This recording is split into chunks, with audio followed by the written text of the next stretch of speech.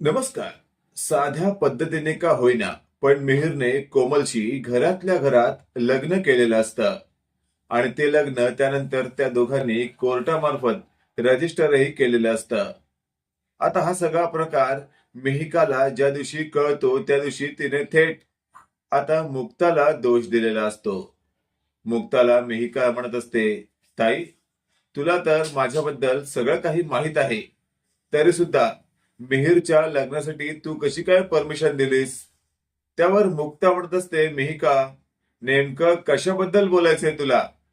त्यावर मिहिका म्हणत असते, अगं ताई, सगळं माहित असूनही सुद्धा तू काहीच माहित नाहीये अशा पद्धतीने का वागतेस? त्यावर मुक्ताला नेमकं मिहिकाला काय म्हणायचं आहे ते कळत नसतं. त्यामुळे मुक्ता चांगलीच विचारात पडलेली असते.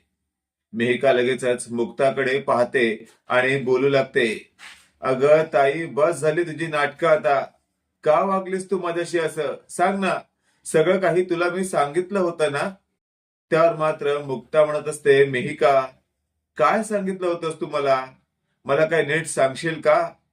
त्यावर मिहिका म्हणते, अरे वा ताई वा, किती छान ऍक्टिंग करतेस तू. अगं, तुला ना एखाद्या चित्रपटात किंवा एखाद्या मराठी सिरियल मध्ये काम करायला हवं. तिथे तुझ्या ऍक्टिंगला चांगली वाव मिळेल, हा, माझ्यासमोर नाही. त्यावर मात्र मुक्ता चांगलीच कन्फ्यूज होते आणि शेवटी ती चिडून मिहिकाला बोलत असते, आता सांगणार आहेस का नक्की तुझ्या मनात काय आहे आणि तू काय सांगितलं होतंस मला? त्यावर मिहिका म्हणत असते, काय सांगितलं होतं म्हणजे? मी तुला सांगितलं होतं ना, मी प्रेग्नंट आहे. त्यावर मुक्ता म्हणत असते, काय? त्यावर लगेचच मिहिका म्हणत असते, अरे वा, म्हणजे तुला हे माहितच नाही असं दाखवतेस तू. त्यावर मात्र आता मुक्ता म्हणत असते, हे बघ, तू प्रेग्नंट आहेस हे मला मिहिरकडून कळलं, पण त्याचं काय? त्यावर मिहिका म्हणत असते, अगं, हे बाळ मिहिरचं आहे, हे तुला मी त्या दिवशी फोनवर सांगितलं की नाही? आता मात्र मुक्ता थोडी कन्फ्यूज झालेली असते. तिला नेमकं आठवतं, अरे हो, त्या दिवशी मिहिका मला फोनवर काहीतरी बोलत होती आणि त्याच वेळेला नेमकी माझ्या मोबाईलची बॅटरी संपली, म्हणून मला बहुतेक तिने काय म्हटलं ते ऐकायला आलं नसावं आणि मिहिकाचा हा गैरसमज झाला आहे की मी सगळं काही ऐकून सुद्धा न ऐकल्यासारखं करते. आणि अशातच आता मुक्ता म्हणत असते, मिहिका, मिहिका, शांत हो. अगं, काहीतरी कन्फ्युजन होत आहे. हे बघ, तू जे काही बोलली असशील ना ते माझ्यापर्यंत पोहोचलेलं नाहीये, कारण त्या दिवशी माझ्या मोबाईलची बॅटरी संपली होती. त्यावर मेहिका म्हणत असते, अरे वा ताई वा, पुन्हा एकदा नवीन नाटक. त्यावर मुक्ता म्हणत असते, नाही ग, कोणतंच नाटक नाहीये, जे खरं आहे ते सांगते. अगं, पण हे असं असेल तर तू आधी का नाही सांगितलंस? त्यावर आता मेहिका म्हणत असते, ताई, हे बघ, मला तुझ्याकडनं माझ्या बाजूने बोलून घ्यायची अपेक्षा होती, पण मला कळून चुकलंय, तू माझ्या बाजूने नाही तर तू या कोमल आणि कोळी कुटुंबाच्या बाजूने आहेस. म्हणजे पूर्णपणे तू आता बदललेली आहेस. त्यावर मात्र मुक्ता म्हणत असते, मिहिका, काही काय बोलतेस तू? त्यावर मिहिका म्हणत असते, काही काय बोलते काय? आयुष्य माझं आता संपवावं लागेल मला, अशी परिस्थिती उभी केली आहेस तू. त्यावर मुक्ता लगेचच आता मिहिकाचं सणसणीत थोबाड फोडते आणि लगेचच बोलू लागते, आयुष्य संपवण्यासाठी तुला काय हा सगळा खेळ वाटतोय का?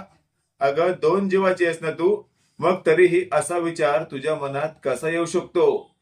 त्यावर मात्र आता मिहिका म्हणत असते, मी काय करू ताई, तूच सांग मला. या सिच्युएशन मध्ये आता माझ्याकडे दुसरा कोणता ऑप्शन आहे का? त्यावर मात्र आता मुक्ता म्हणत असते, हे बघ, त्या हर्षवर्धन बरोबर लग्न करून संसार करायचा तुझाच हट्ट होता ना? सांग मला. मी त्या दिवशी तुला विचारलं होतं, मिहिका, हे सगळं काय आहे? पण त्या दिवशी आवाज चढवून तू माझ्याशी बोललीस की मला जे हवं आहे ते सगळं मिळवलंय मी. हर्षवर्धन सगळ्या माझ्या गरजा पूर्ण करू शकतो, एवढा पैसा आहे त्याच्याकडे, म्हणाली होतीस ना? त्यावर मिहिका म्हणत असते, अगं, त्याला काहीतरी कारण होतं. हर्षवर्धनने जबरदस्तीने माझ्याकडनं हे सगळं वधवून घेतलं होतं. त्यावर मात्र मुक्ता म्हणत असते, अरे वा, छान, छान सगळं बोलून टाकतेस तू. त्यावर मिहिका म्हणत असते, ताई प्लीज, आता माझ्या डोक्यात वेगवेगळे विचार येत आहेत आणि तू कुठलं काय काढतेस?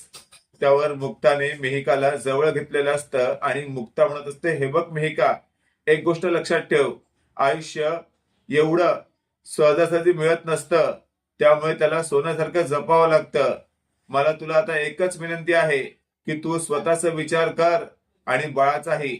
त्यावर मात्र आता मागून सागर आलेला असतो. सागर म्हणत असतो, मेघा, बाळ? कसल्या बाळाचं बोलताय तुम्ही? आणि अशातच आता मुक्ता आणि मेहिका एकमेकांकडे पाहत असतात. त्याच वेळेला आता सागर म्हणत असतो, मुक्ता काही सांगणार आहेत का मला? आणि अशातच आता मुक्ता म्हणत असते, सागर, खूप मोठा प्रॉब्लेम झालाय.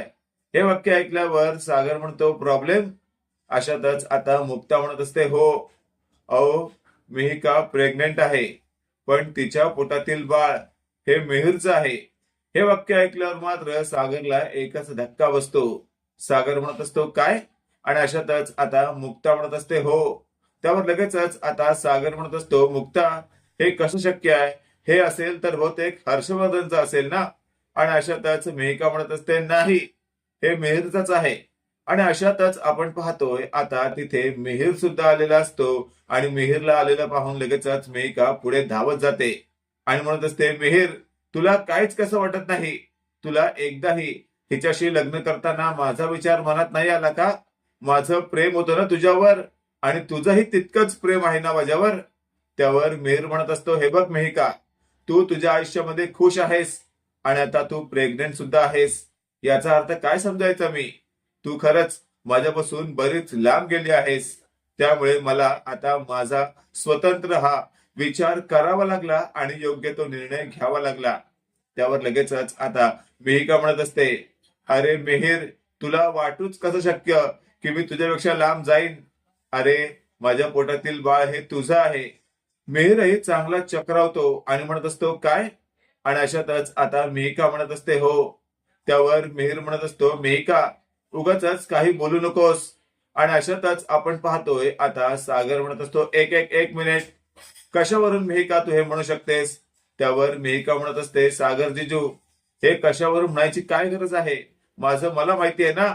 आणि अशातच आपण पाहतोय थेट मुक्ताला आता तिथे चक्कर आलेली असते आणि अशातच आता सागर मुक्ताला सांभाळण्यासाठी धावतो आणि तेवढ्यात मुक्ताला आपल्या कवेत घेतो आणि म्हणत असतो, मुक्ता, काय झालंय तुम्हाला? अहो, टेन्शन घेऊ नका तुम्ही, सगळ्या प्रॉब्लेम वर सोल्युशन काढता येईल. आणि अशातच आता मिहिरने पाण्याचा ग्लास आणलेला असतो आणि थेट सागर मुक्ताच्या चेहऱ्यावर पाण्याचा भपकारा मारतो. मुक्ता थोडीफार शुद्धीवर येते आणि अशातच आता सागर म्हणत असतो, मुक्ता, काळजी करू नका तुम्ही, सगळं काही प्रॉब्लेम सॉल्व्ह होईल. आणि अशातच मुक्ता म्हणत असते, सागर, काय प्रॉब्लेम सॉल्व्ह होणार आहे तुम्हीच सांगा ना? इथे आपण मेहिकाचंही आयुष्य फुकट दौडतोय आणि कोमलचं सुद्धा. त्यावर लगेचच मीर म्हणत असतो, हे बघ, हे बघ मुक्ता बहिणी, तू काळजी करू नकोस, मी कोमलची साथ सोडणार नाहीये. आणि अशातच आता हे वाक्य ऐकल्यावर सागरला बरं वाटतं. त्यावर लगेचच आता मिहिका म्हणत असते, म्हणजे तुला म्हणायचंय काय मिहिर? म्हणजे तू माझी साथ सोडणार आहेस का? आता तू मला वाऱ्यावर सोडणार आहेस का? आणि अशातच आता मिहिर म्हणत असतो, हे बघ मिहिका, एक गोष्ट लक्षात ठेव, जे काही तुला योग्य वेळेत सांगायला हवं होतं ते तू काय सांगितलं नाहीस. सगळं कन्फ्युजन तूच क्रिएट केलं आहेस. आधी एक तर त्या हर्षवर्धनशी स्वतःहून जाऊन लग्न केलंस आणि त्याच्याबरोबर राहायला लागलीस. हे सगळं करायची तुला काय गरज होती? आता मात्र मिहिका रडू लागते. मित्रांनो, इथे तर आता खूप मोठा गुंता झालेला आहे. हा गुंता नेमका कसा आणि कुणी सोडवायचा, हा एक खूप मोठा प्रश्न आहे. पण येत्या काळामध्ये तुम्हाला काय वाटतं, खरंच मिहिरने नेमकी कोणाची साथ दिली पाहिजे? कारण आता मिहिरने ताजं ताजं कोमलशी लग्न केलं आहे. कोमलही आता मागच्या तुटलेल्या लग्नामुळे खूपच अस्वस्थ आहे. जणू ती स्वतःच आयुष्य संपवायला निघाली होती. हे चित्र पाहूनच मिहिरने तिला सांभाळलेलं आहे आणि तिच्याशी लग्न केलेलं आहे. पण मिहिरला प्रेग्नन्सी बद्दल काहीच माहिती नसतं. त्यामुळे आता मिहिर ज्या वेळेपासून मेहिकाचं प्रेग्नन्सीचं नाटक कळालं आहे तोपर्यंत तर तो चांगलाच बावचळला आहे. बाकी तुम्हाला हा भाग कसा वाटला कमेंट करून नक्की कळवा. आणि असेच नवनवीन अपडेट पाहण्यासाठी व्हिडिओला लाईक आणि चॅनलला नक्की सबस्क्राईब करा. धन्यवाद.